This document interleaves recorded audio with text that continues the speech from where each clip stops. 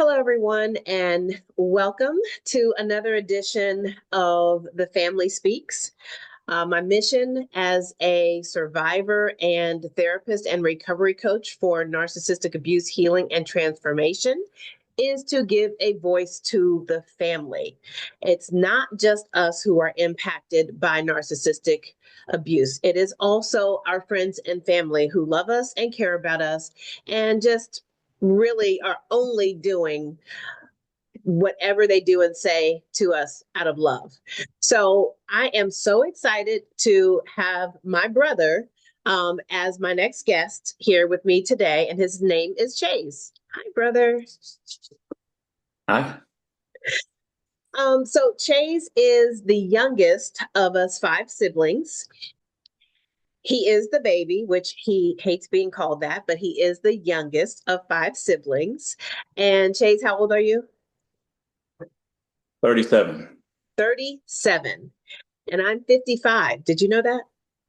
I did, yes. Okay. What do you think about that, having a 55-year-old sister? I mean, ever since I hit 30, I just stopped counting and I don't pay attention to age and all that kind of stuff. So it is Okay. what it is. Did you know that I met my soon-to-be husband pretty much as soon as I got to college, like even before my 18th birthday? Um, I didn't know when. I just knew that y'all met in college. Okay. Okay. So, what is your earliest memory of your brother-in-law? I remember the wedding, just because I remember burying my face in the little pillow when I was walking down the aisle. Okay, and that's really interesting. And that helps me to put things in perspective too, because we got married in 92, and that would make you how old? Because you were born in, Four. okay, thank you. That would make you four. So you and your brother were 4 and 5 when we married. And Hmm. big mistake having the both of you being ring bearers walking down the aisle because you didn't make it down the aisle unless you were pushed and scurried down the aisle. And you were right. Your face was like this with the Hmm. ring bearer's pillow Yeah. walking down the aisle. So you do I've, remember that, huh? I've never enjoyed crowds from the beginning. Can't do it. I see. Well, that was our first very harsh reality of that as well. Okay. All right. So this is interesting. By this time you are four and you remember the wedding. So this means that you don't remember all the times that he had come to visit and things like that. So, which is understandable. You were super young, but the fact that you even remember the wedding is pretty huge because you were so young. And then you say you don't remember anything from the time you were four to the time you were 6, I want to say. You came to live with us because mom was depressed after dad died, and you and your brother were 6 and 7 at the time. So, after about a year or so of her being kind of in that rut slash depression, that's when you guys came to live with me and my now husband.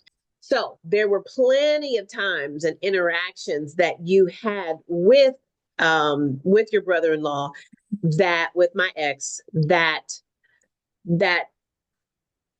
created a foundation of y'all's relationship even before you can remember. So that's why I bring that up, is because y'all's relationship started at birth. He knew us before you were born. So you being born, you were just, he immediately took to you. And so you immediately had a connection of sorts, is what I'm trying to say. Hmm. Um, so yeah, that's just kind of the precursor that I really do feel is important for our audience to hear, because it does speak to the evolution of your relationship. What are your earliest memories of living with me and my husband and my first child, your first nephew, and yet you guys are only 4 years apart? During that period of time, what are some of your early memories? For the most part, I just remember having fun. And that absolutely describes your brother-in-law, is fun. Parties, music, um, people over or going to people's houses. You know, the theme of your memory is fun. And that is very significant in terms of what he represented. Your brother-in-law was fun. Everybody would say that he's fun. Even when I interviewed mom, well, he was fun. He was so fun, you know? So, yes, that is what everybody would naturally agree with. That was a pivotal time for you in terms of building a relationship with my husband, your brother-in-law. He took you under his wing. He took you under his wing. He saw that you no longer have a dad, and he became that for you. Like, he stepped into that role. And this is where we get to the root or the crux of why I do these interviews, is because I'm bringing light to the fact that friends and family members do not and have no way of knowing what all is going on or has gone on in a relationship. All you have are your experiences and your interactions and your relationship with that person. And what you remember is fun. Once you did get old enough to observe and interact, share with me what was, if any, thoughts or perceptions that you have about your oldest sister's marriage and your brother-in-law. As far as I could tell, y'all seem to be a, a happy couple. Nothing ever seemed to be out of the norm from anything that I had ever witnessed from other couples, or even what you see on TV, or how a married couple acts or is supposed to act or whatever. I never I never felt like I saw or was a part of anything that seemed to be abnormal to me. Like I said, I had always figured and remembered seeing a married couple that was in love and enjoyed each other's company. And I did admire what seemed to be just what seemed to be just the love that y'all showed each other in just insignificant moments, uneventful moments, just like small things that that seem to be consistent on, just day after day after day. So now that you're older, you are more of, you're more appropriate for a somewhat man-to-man relationship with your brother-in-law. Can you talk to me about what that relationship looked like? Getting to actually spend time with him, outside of the house, at the bar or something like that. Or Obviously, as we know, his idea of fun is bars. That's the first thing you mentioned, bars, which is drinking, strip clubs, parties, um, drinking. Did I say that already? Um, club. clubs, dance clubs, party clubs, house parties. Mhm. Didn't matter as long as it was fun. I love that you use that word because that literally is the epitome of the person that we're talking about. And anybody else would say the same exact thing. Fun. Okay. But I do want to be specific about the fun. And let's keep in mind that if you're 18 years younger than me, then you're 20 years younger than him. My baby brother. And as my baby brother, even if you are 20, he's 40. And you did things together as if there were no age difference. And I need you to jump in and correct me whenever I'm wrong. Okay. So, again, I just want to emphasize this 20-year difference, yet you were absolutely like his boy. Now you're getting old enough to be fun with him. He introduced you to a lot of things. It was never, the in-law was just something you said. He was always a brother to me, and the oldest of them all. Um, and so that was always the relationship. And so the only thing really that changed was there, not that he really ever had a filter, but it was strictly unfiltered, our relationship. So there's nothing really that, he needs to watch what he says around me, or watch what he does around me, because I'm his brother. And that, I don't know if he looked at it like that, but that's how I looked at it. Okay, that makes perfect sense. What are some things that you think, if anything, that you were exposed to that may not have been appropriate, but was just kind of y'all's relationship? Let's talk about the 21st birthday gift of going to a strip club. Yeah. And I'm 1000% positive that that was his dad's thoughts about it too. If you're going to do it, let's do it together and let me show you how it's done, type of thing, son. So, but that's not what he would have chosen to do for his 21st birthday. And it's just interesting that that is what, a father would give to their son, for their 21st birthday. Not a car that he needed, not money, all that money that he was doing this. He could have been putting it in his pocket, but hey, I am digressing. Okay, back to you. Back to you. That's what's important to me, is that you saw it as no big deal. Like, we're just having a night out and, this is something fun. Let's fast forward. Let's fast forward. We get divorced, or you hear of the divorce, or we're getting divorced. What are your thoughts? What are your first recollections of that?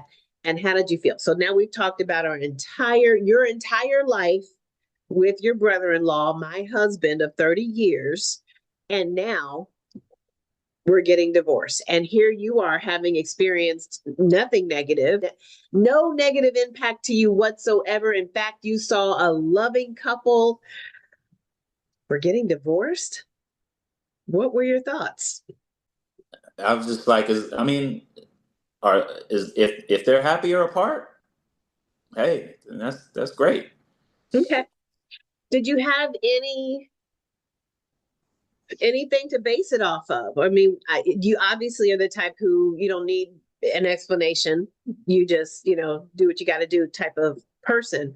But did it never make you wonder, like, where did this come from? I mean, because all you knew is 30 years of fun. So where did this come from?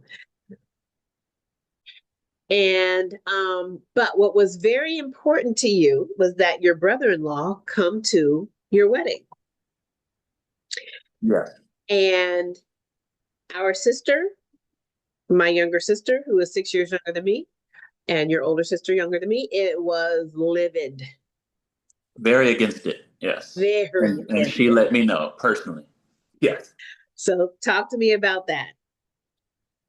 I mean, she said what she said, and I said he's coming. I mean, what do you want? He There's no way that an invitation will not be extended to him. I mean, Because whatever. Well, because he is important. He is important to me, and he is family. Regardless of, it would depend. There would be extenuating circumstances between you and him, that would have prevented me from even having a relationship with him. But since things seem to be, I don't want to say amicable, but he's still important to me, and I want to have him at my wedding. mm-hmm, mm-hmm. And I mean, it's fine for you to say amicable, only because that's all you knew. 30 years of fun. Why? I mean, of course, the divorce doesn't, it means we weren't happy for some reason, but it could still be amicable in your eyes if that's all you knew. So if that's the word that you would choose, then that makes sense too. Yeah, yeah. I do remember Tasha trying to explain the situation to me that led to a divorce. Um, and so with hearing that, I was like, I mean, as long as nothing like crazy, like, he out here putting his hands on you or something like that, as long as it's nothing like that, then hey, that's what y'all got going on. Y'all can work that out. I still have my relationship with him. I've got my relationship with you. Those two things that, are somewhat separate. Mm-hmm. Absolutely. And what you said is so, so very important because you did have a line, and your line was as long as he's not putting hands on you. And so you did have a line that you would have drawn. I'm assuming because you said as long as something crazy like him putting hands on you. Right. Okay. So this is so helpful. So, so helpful because, again, I have to respect, which is why we all came to the wedding and it was all fine. Let's go ahead and get that out of the way. It was perfectly fine. He came, his mama came, and had a great time. But because of your perception, which is all you have, and your relationship with him, which is all you knew, why would you exclude someone from your life unless there was physical proof or evidence to indicate that he is not safe or abusive or something like that? Yeah, That a danger or something like that. a danger. Exactly. Exactly. Um, and this is what brings us to the crux of why these conversations are so helpful. Because I can't expect you to know. How could you possibly know?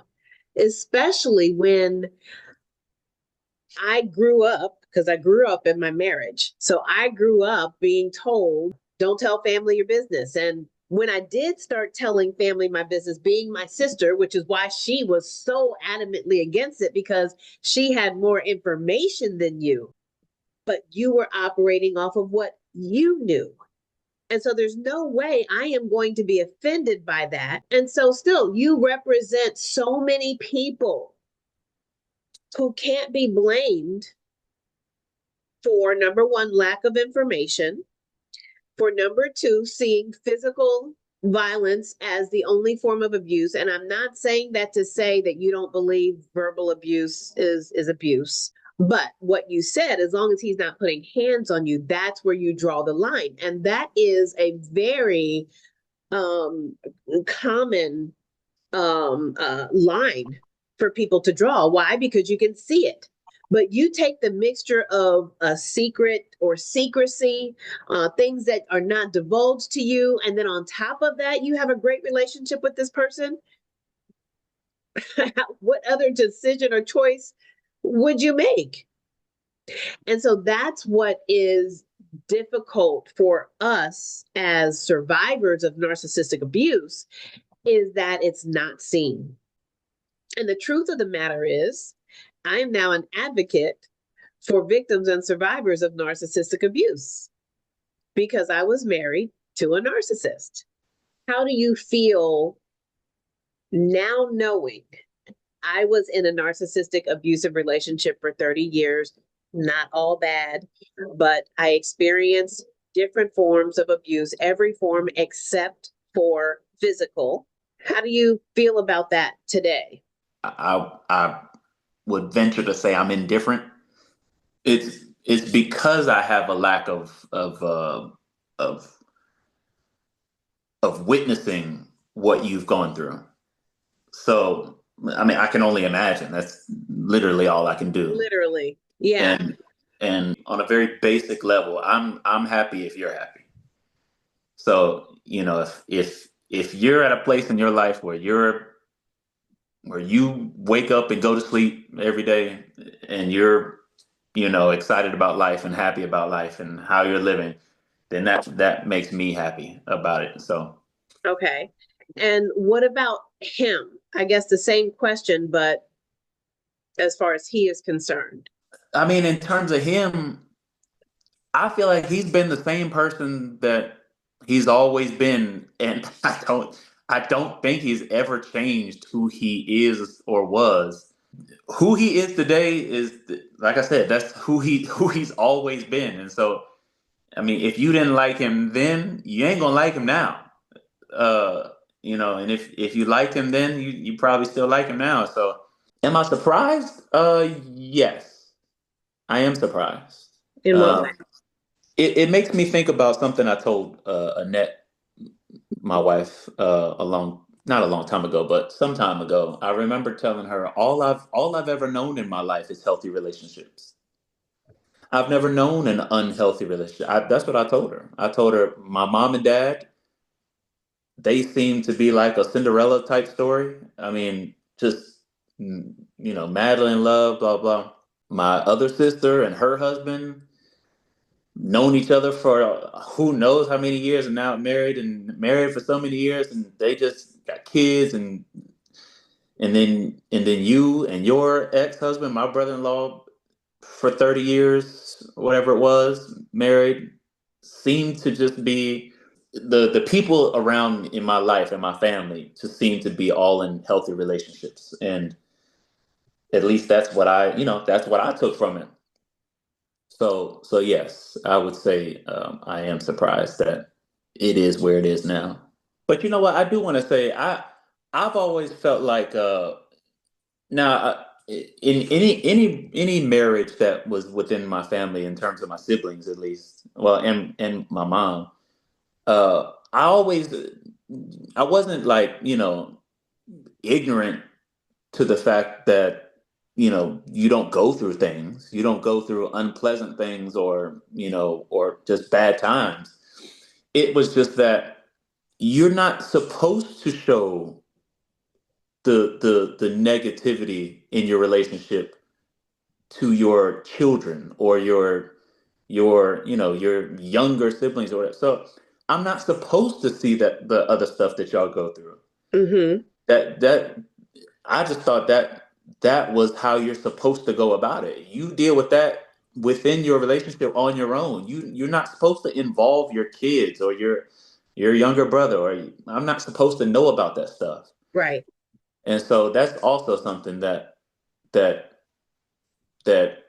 painted my perception of your relationship, your marriage, and my brother-in-law as well.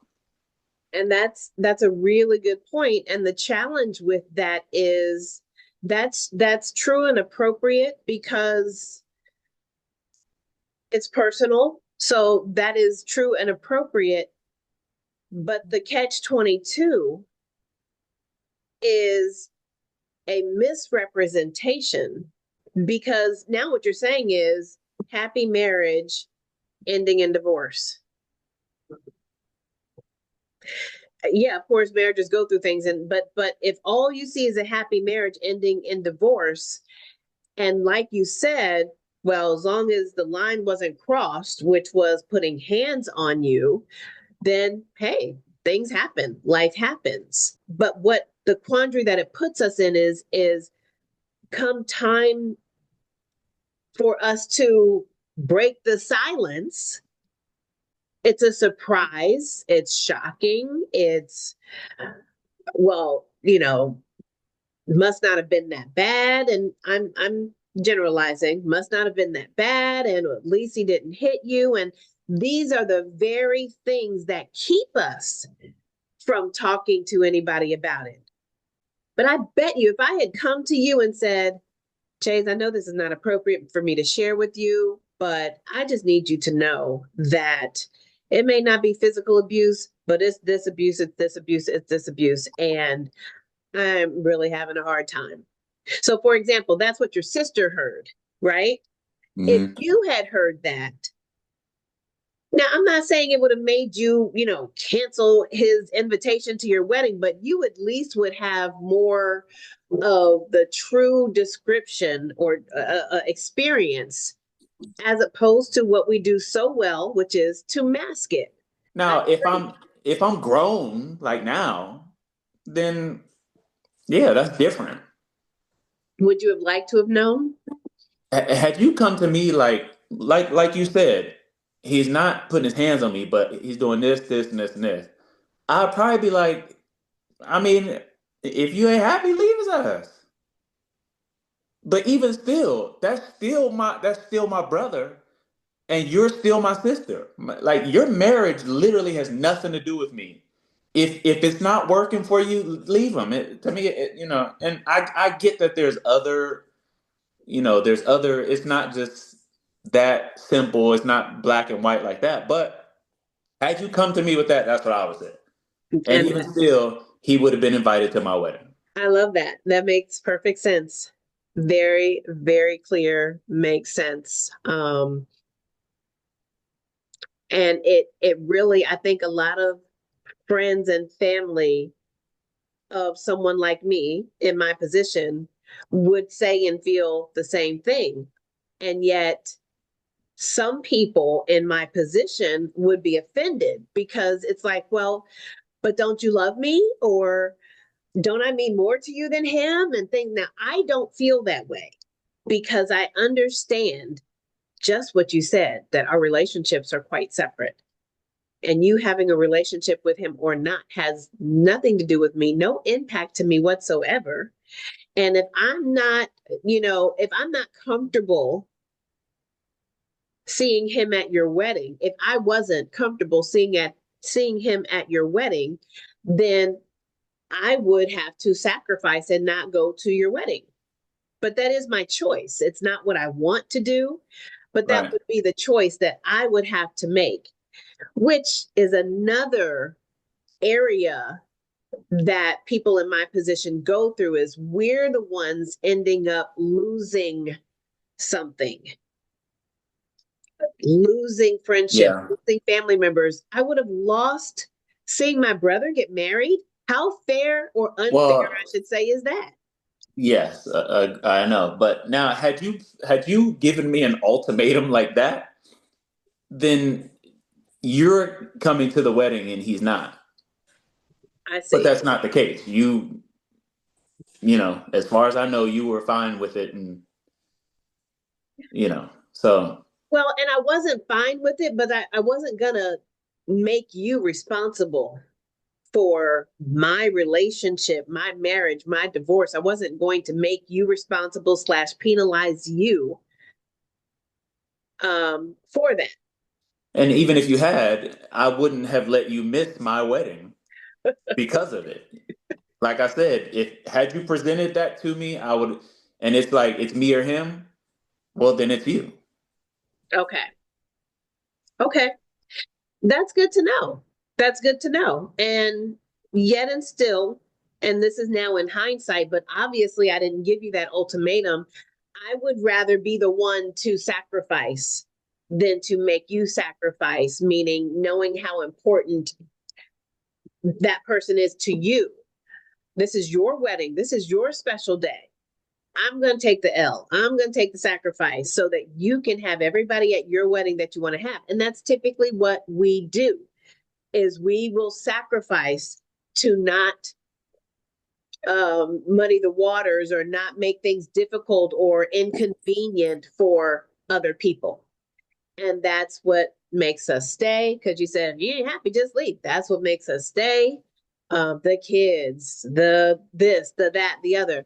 We're always going to sacrifice for someone else, though it was super uncomfortable, super uncomfortable. I came because you're my brother and I wasn't going to put you in that position to have to choose. Good to know that it would be me. That makes me happy. But I wanted to show myself, I'm not going to let this person stop me from going to my brother's wedding. What is that? No. So I found my strength. I found my courage. I found myself, whatever you want to call it. And I walked in it, and it ended up being fine. I set boundaries that I needed to set because obviously he saw it as an opportunity to try to reconnect in some way, on some level. So, that's what I knew I was walking into. And I had to mentally prepare myself, emotionally prepare myself, all the, love bombing, all the triggers, all the complex PTSD, all the complicated grief, all that, all that, all that, all that. But you know what? It's a part of the process, and it's good. It taught me a lot. I learned a lot about myself from it, and so on, was able to move on, be happy. And I'm going to focus on what's important, and that's you and your wedding and my children coming to your wedding and us all being together as a family, blah, blah, blah. There's so many reasons why that needed to not be given the power or influence over any of us. So, bringing this to a close, where are you today? Your relationship with him, any feelings about now that you know that there was narcissistic abuse? Um, do you have an understanding about narcissistic abuse, or do you have questions about narcissistic anything? I mean, yes, I'm fully aware. I think the word narcissism or the adjective narcissistic has always, not always, but I think it's been in my vocabulary for a long time. I think I've always known that he was and is a narcissist. Mm-hmm. I just look at it as like, if that's what you're into, hey, don't let me stop you. So, I mean, that's how I've always kind of looked at it. Because it's funny when like my other sister acts surprised about how he would act or about something he would say. I'd be like, that's who he is. Like, why? What is there to be surprised about? And like I said before, he's always been this way since as long as I've known him, and you clearly known him longer than me. Mm-hmm. But I mean, I talk to him regularly, Mm-hmm. and so I mean, really nothing. I mean, nothing has really changed. What I hear you saying is that you know who he is and you accept him for who he is, and you don't expect him to be anything other than who he is. Because the one thing you said, that he's always been this way, he's always been this way, and that's true.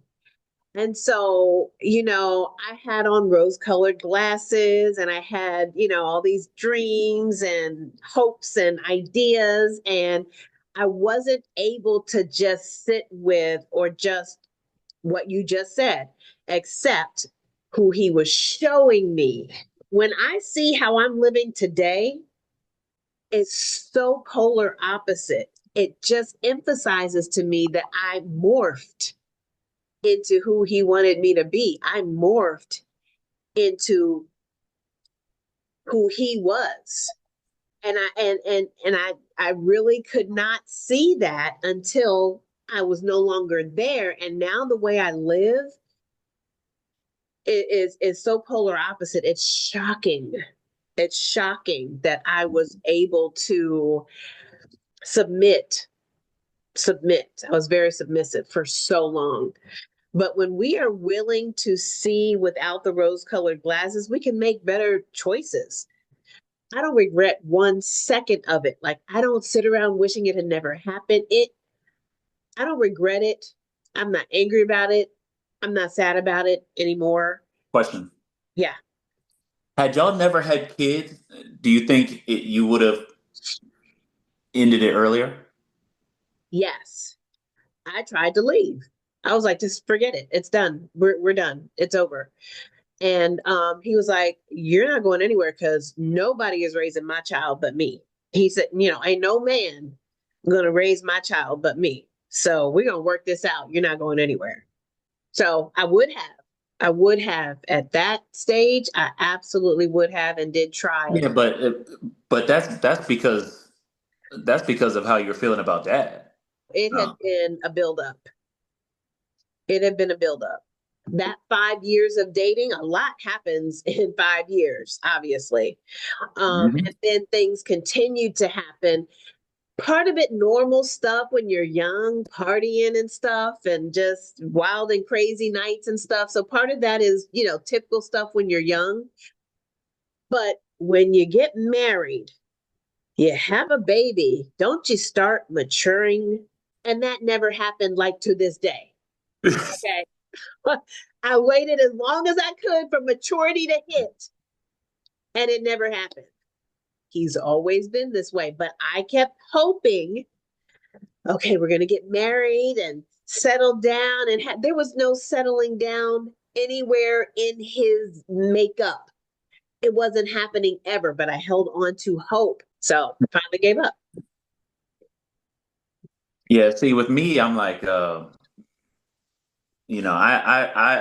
I see is the good parts of your relationship, and then my brain just fills in the rest. Right.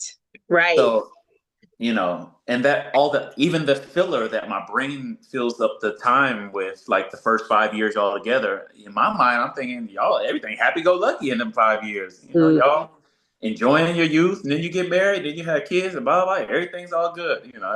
Mm-hmm. That's all I know. And that's all you could possibly know. And I learned to only think about the good times. So, So did you? But you were aware that what you were doing was not healthy. absolutely. Oh, you were aware. Absolutely. Hmm. I was aware in the moment that unhealthy things were happening. I was aware that it was not right. It made me sad. It made me angry. It made me mad, all that stuff while it was happening. But the next day, I was conditioned because the rule was we don't go to bed mad. And when you wake up in the morning, we don't hold grudges. So therefore, it basically didn't happen. Yeah. Oh my goodness. Yeah, Yeah. that is what do you call that? There's a word for that. It's called manipulation, Yeah. called Yeah. psychological abuse. It's called psychological manipulation, and manipulation is a form of abuse. So, over years of conditioning, you learn how to do it yourself. Yeah. Wow. I mean, I could be fuming angry, and he'd go like this: give me a kiss, give me a kiss. And I would be like, and I would have to give him a kiss. I would have to. He would not leave me alone and once I did acquiesce, submit, and give him a kiss, angry, pissed off, I hate you, you make me sick kiss, it was over magically. Magically, it was over. But no, it wasn't over. It was me stuff it, stuff it, stuff it, stuff it, stuff it. Shake it off, shake it off, shake it off. And Yeah. keep doing that, and you get It don't get no more unhealthy than that. exactly. Lord. Exactly. I wanted to figure him out. And that's why I think that was what attracted me to him is how does one's brain fix itself to think that they are the best thing that happened to everything? That's funny. And so I literally was so intrigued by him that I wanted to understand him. And I think I wanted to conquer that. I wanted to figure it out and then fix it. Hmm. Next thing you know, you conquered. Exactly. Mm. He showed me exactly. And I was so stubborn that I wasn't willing to give up.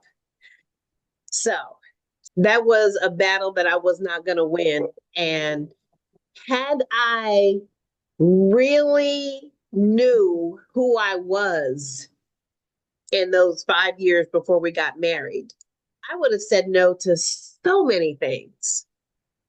Yeah. I would have said no to so many things, but I'm also a people pleaser.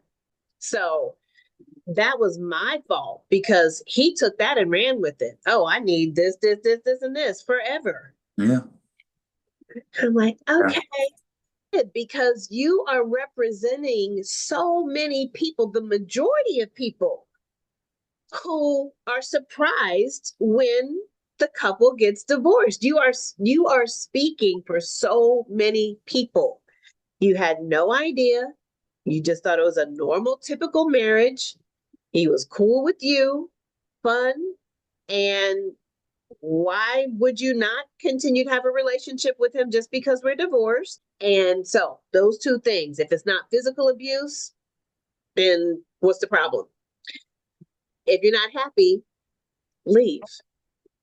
And both of these, are people, this is the norm. This is what people believe. And so there are millions of people like me who feel stuck because of what the narcissist has portrayed, what they show you, because you, like you said, you are who you show me you are. So what they show you is who they are. So shame is what keeps us in hiding. Yeah, that's a powerful emotion. So Yes, I can understand the effect that has on a person. it's absolutely not something that is easy to talk about. But manipulation is an insidious act when it's coupled with someone who will do and say anything to get what they want from you. So imagine being tricked emotionally, mentally, psychologically, being tricked. Imagine being tricked by the person who you're supposed to be able to feel safe with, to trust unconditionally, to love unconditionally, and believe they love you unconditionally, and they're tricking you. And a very small trick is something really devaluing and bad happens to me, and I'm so mad about it. And what do I get in return? Give me a kiss. Give me a kiss. That's manipulation. Yeah. So it's little things like that. And and the insidious part of it is that the person who's doing the manipulating would say, I was just playing with you, or girl, I love you, or you making it sound worse than what anything to minimize it. That's manipulation, and that over time is abuse, particularly in a relationship with someone who you are supposed to be allowed to feel safe to be vulnerable with. This is the person that you're now having to mentally and emotionally and psychologically protect yourself from, the very same person. Because you're now seeing that the things that you have been vulnerable about are now being used against you. The very parts of who you are being used against you by the person you have vowed to love forever. It's scary. And that's why when that last straw of the affair that led to our divorce, which he would probably say that was the only reason for our divorce, which is ridiculous. But that last thing was the final. I was just in a place where I was finally like, no, I'm not giving you a kiss. I'm mad and I'm gonna stay mad, and there's nothing you can do about it. It's probably unfair. I'm sure it is unfair, but I would expect any woman to react that way in the beginning and be like, no, this is not how, like you said, I'm not giving you a kiss. No, I'm going to be mad, and I'm going to be mad until you fix it. That's why I would say stuff like, if you don't like it, just leave. Right. So, I mean, but I mean, and at the same time, I understand after years of those experiences, it's it has to build up to a point where you get to that level, and you're like, well, now I just can't take it anymore. Right. Now, don't forget about denial, because when you can deny to yourself that this, whatever this is happening, then that's what keeps you in it as well. I am just the type of person that if I love you, I'm going to give you the benefit of the doubt. I'm going to forgive you. I'm going to give you a second chance, third, fourth, fifth, sixth chance. I'm going to overlook. I'm going to minimize. I'm going to rationalize. I'm going to justify. I'm very good at all of that. Then I'm going to compartmentalize. I'll take all that and wrap it up and set it over here Mm-hmm. and go on about my business. Well, that was a perfect storm when you were younger and y'all just first started dating. You were easy to take advantage of. Absolutely. 1000%. And unfortunately, that's exactly what he did. He took advantage of me. Yeah. And unfortunately, you fell in love. Exactly. So exactly. yeah, Perfect storm. it was never going to be a good thing Right. from the Right. beginning. Okay. Thank you, brother. I appreciate it. All right. I'll talk to Okay. you later. All right. Bye.